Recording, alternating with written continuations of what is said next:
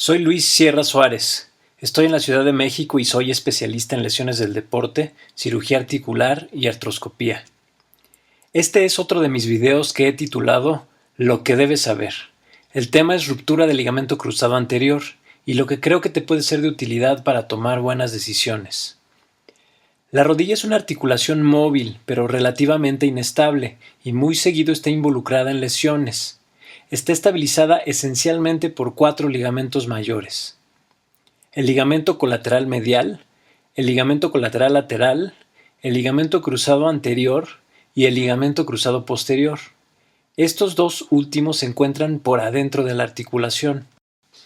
El ligamento cruzado anterior se origina en el fémur, dentro de un espacio que llamamos escotadura, en el centro de la rodilla, y se inserta en la tibia, entre los dos meniscos. Aquí te enseño un video de la rodilla seccionada en el centro del fémur para que puedas ver cómo se mueve el ligamento, cómo está insertado y cómo varía sus tensiones dependiendo de la posición de la rodilla. Sus funciones principales son limitar el desplazamiento hacia adelante de la tibia sobre el fémur y, más importante aún, limitar la rotación de la tibia hacia adentro. Cuando un ligamento no está, el movimiento de la rodilla aumenta en esos sentidos, hacia adelante y rotacionalmente, produciendo inestabilidad. En este video generado por una cámara artroscópica puedes darte cuenta de la forma, posición y tensión que debe tener el ligamento cruzado anterior. Este es un ligamento roto. Fíjate cómo está todo deshilachado, ya no está tenso y perdió su posición y dirección. Este ligamento ya no sirve para estabilizar la rodilla. Para que una persona se rompa el ligamento cruzado necesita de un mecanismo de lesión. Este puede ser un giro o cambio de dirección con carga en la rodilla y el pie fijo en el piso, a lo que le llamamos pivoteo. Un salto con una caída que genera una fuerza externa suficiente para romperlo, o un golpe de alta energía sobre la rodilla. Cuando se rompe, lo más común es que la rodilla se inflame muchísimo por un sangrado interno. Es difícil explorar al paciente porque le duele. Cuando está así, lo mejor es buscar desinflamar primero la rodilla en el transcurso de 1 o 2 semanas, para después volver a explorar, corroborar el diagnóstico y tomar decisiones respecto al tratamiento definitivo. Ojo, está demostrado que operar inmediatamente a alguien con esta inflamación puede aumentar el riesgo de complicaciones, en especial rigidez de la rodilla. Después de una ruptura de los ligamentos cruzados se puede generar una inestabilidad leve solamente al hacer deporte, o como en estos pacientes, una sensación de que la rodilla se mueve, le brinca o se le zafa hasta en sus actividades de la vida diaria. Las maniobras que hacemos para captar una lesión del ligamento cruzado anterior son muy útiles. Esta prueba se llama Lachman y lo que evalúa es el desplazamiento de la tibia hacia adelante sobre el fémur. Cuando no está el ligamento porque se rompió, la traslación aumenta. Existe una maniobra que se llama Pivot Shift o prueba de pivote. Lo que valora es cómo está la estabilidad rotacional en esa rodilla. Su objetivo es tratar de replicar las fuerzas que producen que la rodilla brinque, que es la razón por la cual los deportistas sienten que se mueve su rodilla o que está insegura durante el juego. Si encontramos que esta prueba es positiva, podemos estar prácticamente seguros de que ese ligamento está roto. El desplazamiento se puede medir con estos dispositivos. Una diferencia mayor a 3 milímetros con respecto a la otra rodilla es significativa. Una resonancia magnética nos ayuda a hacer el diagnóstico. Un ligamento roto puede horizontalizar sus fibras o verse como una masa sin forma, como en el caso que ves aquí. En esta foto del lado derecho te enseño cómo se ve normalmente cuando no está roto. Pero cuidado, muchos radiólogos sin experiencia ven lesiones del ligamento cruzado anterior sin que muchas veces existan. Y muchos ortopedistas se apoyan en estos reportes para indicar una cirugía. Es muy importante que sepas esto porque, en primer lugar, no siempre está roto el ligamento, aunque el reporte lo diga. Y en segundo lugar, no necesariamente el tener el ligamento cruzado anterior roto significa que tienes que operarte. La decisión recae en 2 cosas muy importantes. Número 1, la asociación con otras lesiones y, número 2, los síntomas, exploración y expectativas del paciente. Te explico esto. Una razón suficientemente fuerte para pensar en operarte es si con el ligamento roto también se rompió un menisco y está dando problemas. Un menisco roto pierde su función y eso sí puede llevarte al desgaste de la rodilla. Una lesión del cartílago como la que ves a la derecha también puede ser importante y tal vez necesite tratamiento también, para la cual sí vale la pena operarte. Para efectos de este problema, diferenciamos dos tipos de deportes: los no dependientes del ligamento cruzado, como la natación, carrera, pesas, bicicleta, etc., y los deportes dependientes del ligamento cruzado anterior, como los deportes de equipo, de raqueta o de contacto, en que se requieren carreras con giros y cambios de dirección. Si la lesión es aislada, hay tres tipos de escenarios. El primero son pacientes que tienen sensación de inestabilidad cuando hacen deporte y también en sus actividades de la vida diaria. Este primer grupo normalmente sí necesita cirugía para mejorar. El grupo opuesto son pacientes que, a pesar de su ruptura demostrada del ligamento cruzado, no tienen sensación de inestabilidad, ni deportiva ni en sus actividades diarias. Estos pacientes no necesitan cirugía. En el centro cae un grupo de pacientes que tienen inestabilidad deportiva, pero no en sus actividades diarias. Estos pacientes pueden tomar dos caminos. Número 1, operarse para tener la confianza de hacer cualquier deporte de pivoteo o contacto sin restricciones. O, número 2, cambiar de actividad física. Normalmente les recomendamos actividades que no sean dependientes del ligamento cruzado, como nadar o hacer bicicleta, y funcionan muy bien. Si la decisión final es que la cirugía vale la pena, el procedimiento se hace así. Voy a eliminar del dibujo el ligamento cruzado posterior. Normalmente este no lo tocamos. Si el ligamento cruzado anterior está roto, el procedimiento no implica repararlo porque el resultado de esto casi nunca es bueno. Lo que hacemos es reconstruirlo o sustituirlo con otro tejido que tenga la resistencia suficiente y pueda ser fijado de los dos huesos con la suficiente tensión. A ese tejido le llamamos injerto. Un injerto puede venir del mismo paciente o de un donador cadavérico. Los injertos más usados son el hueso tendón hueso o HTH, los tendones llamados isquiotibiales o semitendinoso gracilis y los aloinjertos, que son los de cadáver y pueden venir de muchas zonas donadoras. Estas son las heridas que hacemos para reconstruir un ligamento cruzado anterior. Las dos pequeñas son donde metemos los instrumentos. Las incisiones más grandes son las que hacemos para tomar el injerto. Semitendinoso y gracilis se toman de su inserción en la tibia y se sacan con un instrumento que se llama tenotomo. En el HTH se toma una pastilla ósea de la patela, un pedazo de tendón y una pastilla ósea de la tibia. Los aloinjertos ya vienen empacados, libres de células del donador y esterilizados. Esta tabla es interesante porque muestra la fuerza máxima que necesitas para romperlos. Como puedes ver en la primera línea, el ligamento cruzado anterior aguanta más o menos 2160 newtons, el HTH un 42% más y el semitendinoso gracilis casi el doble. Los aloinjertos pueden aguantar más o menos dependiendo de su grosor. El Aquiles de cadáver es probablemente el más fuerte, pero su integración es mucho más lenta. HTH tiene la ventaja que su integración es directa hueso con hueso. En 6 semanas está integrado. Es con el que más rápidamente puedes regresar a jugar. Tiene como desventaja que para mí es importante que para tomarlo se necesita una herida más grande. Su toma es más agresiva, deja un defecto en la patela y a veces a los pacientes les duele la región y tienen problemas para hincarse. Para mí sus indicaciones son precisas: deportistas de contacto profesionales, quien tiene que regresar rápido a su deporte, atletas pesados, corredores de velocidad y cuando además está lastimado el ligamento colateral medial. Los isquiotibiales tienen como ventaja que son más fuertes. El procedimiento para su toma es mucho menos agresivo. La herida para tomarlos es pequeña. Su desventaja principal es la gran variabilidad de grosor que podemos encontrar en los tendones. Su integración es más lenta, 3 meses, y se habla de una muy discreta pérdida de la fuerza en flexión medible, más prácticamente imperceptible por el paciente.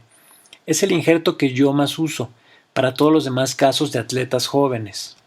Los aloinjertos tienen como ventaja principal pues que no se lastima la rodilla para tomarlos. Su grosor puede ser el que escojamos. Las desventajas son una pequeña y remota posibilidad de transmitir alguna infección, que son mecánicamente inferiores, que se tardan más en integrarse, hasta 8 a 9 meses, y que son caros. Los usamos más en deportistas mayores de 40 años, en sedentarios, en casos que ya han fallado y se tiene que volver a reconstruir o cuando hay lesiones de muchos ligamentos. Es real que el uso de injertos de cadáver está aumentando, hasta un punto en que ya no nos estamos dando abasto. Este es un cuestionario que se aplicó a 833 cirujanos, miembros de la Asociación Americana de Ortopedistas del Deporte. Y así está más o menos la distribución de uso de injertos. Como puedes ver en la barra de la izquierda que representa a atletas jóvenes, y con eso me refiero a menores de 40 años, en azul el HTH sigue siendo el más popular, aunque el semitendinoso gracilis lo está alcanzando con el paso de los años. Los soloinjertos se usan rara vez. En cambio, en atletas mayores de 40 años predomina el semitendinoso gracilis y en segundo lugar los aloinjertos sobre el HTH. Cuando finalmente tanto cirujano como paciente ya escogieron el injerto, escogemos con qué fijarlos al hueso. Hay muchos diferentes tipos de implantes que funcionan muy distinto. Quitamos los restos del ligamento. Hacemos túneles en el fémur y en la tibia por los cuales deslizamos el injerto. Como ves aquí, en este ejemplo, el injerto está colgando de un botón de metal que se jala de adentro hacia afuera y se voltea para que el injerto quede colgado del hueso. Este es un implante muy popular para injertos de tejido blando. En el lado de la tibia, jalamos las suturas en la tibia para producir tensión suficiente en el injerto y se coloca otro sistema de fijación en la tibia, que en este caso es un tornillo de interferencia. Se sacan las suturas, se corta el exceso de tendón y así queda la reconstrucción completa. Los injertos con pastillas de hueso como el HTH pueden fijarse también de muchas formas. Lo más popular son los tornillos de interferencia. Este es un video de la técnica. Primero escojo el punto de acceso ideal a la huella del ligamento cruzado. Ya creado el portal, limpio el tejido blando de la inserción original del ligamento. Busco y marco donde quiero que se origine el ligamento nuevo haciendo un hoyo con un instrumento que se llama microfracturador y checo la posición. Si estoy contento con ella, paso un clavo guía justo en el orificio que había escogido con mucho cuidado de que no se deslice y este se perfora de lado a lado del hueso. Sobre este clavo se deslizan brocas canuladas con los que hacemos túneles para que pase el botón y el injerto. Se pasa una sutura por medio de este clavo que tiene un ojal, que después se vuelve a relevar desde el túnel de la tibia. Verifico la posición del túnel en el fémur para estar seguro de que lo tengo donde yo lo había planeado. Lo siguiente es hacer un túnel tibial. Metemos una guía especial con una punta a la que se dirige un nuevo clavo guía y sobre este se labra un túnel con otra broca canulada del tamaño del injerto.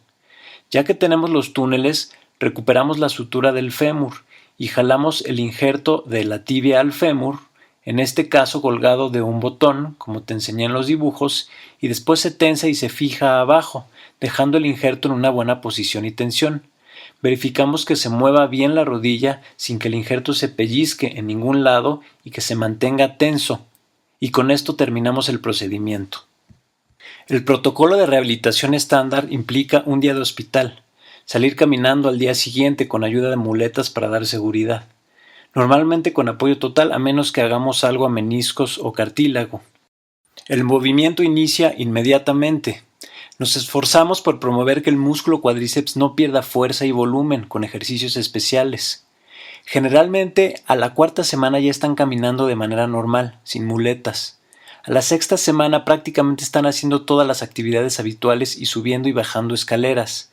El regreso al deporte depende del injerto y puede ir desde los 2 meses hasta los 8 o 9 meses más o menos. Y aquí viene la gran pregunta que muchos pacientes me hacen. Me dijo mi médico que si no me opero se me va a desgastar la rodilla. La respuesta es no, esto es un mito. Las realidades en torno a este tema son: los estudios más recientes de seguimiento a largo plazo han demostrado que la pura lesión del ligamento cruzado es un factor de riesgo para desarrollar desgaste. Lo que sí se asocia fuertemente al desgaste es la presencia de una lesión y pérdida de función del menisco, y mientras más tiempo pase entre la lesión y la reconstrucción del ligamento, si hay inestabilidad, hay más posibilidad de que se rompa un menisco.